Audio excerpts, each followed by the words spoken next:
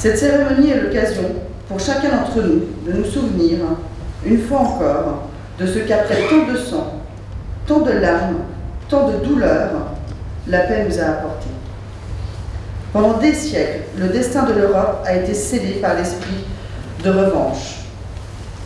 Pendant des siècles, chaque guerre préparait la suivante. Le meurtre appelait le meurtre et la souffrance réclamait la vengeance. La victoire finale n'a pas été seulement une victoire sur le nazisme, mais aussi une victoire sur nous-mêmes. Ne rien oublier, mais ne plus haïr. Voilà comment ceux qui furent grands dans la guerre furent plus grands encore dans la paix. Nous devons haïr la guerre avec son cortège d'horreur et de souffrance. Nous devons haïr la guerre qui est absurde. Mais ce que l'histoire nous enseigne, et plus particulièrement celle de la Seconde Guerre mondiale, c'est que l'engrenage fatal d'une folie meurtrière ne laisse que quelquefois pas d'autre choix que de prendre les armes. Le combat que nous menons aujourd'hui contre Daesh est de même nature que celui que nos aînés ont combattu contre le nazisme.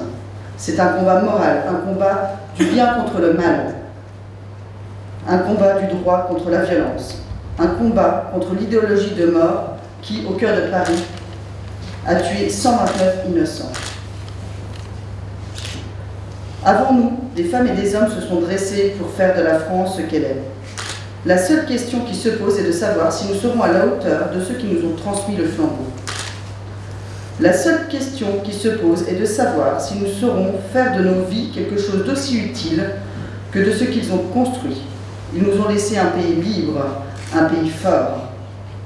Il nous appartient de garder vivante la leçon de tant de souffrances, de tant de malheurs, au milieu desquels l'humanité ne fut sauvée que par la grandeur d'âme et le courage de ceux qui se sont tenus debout.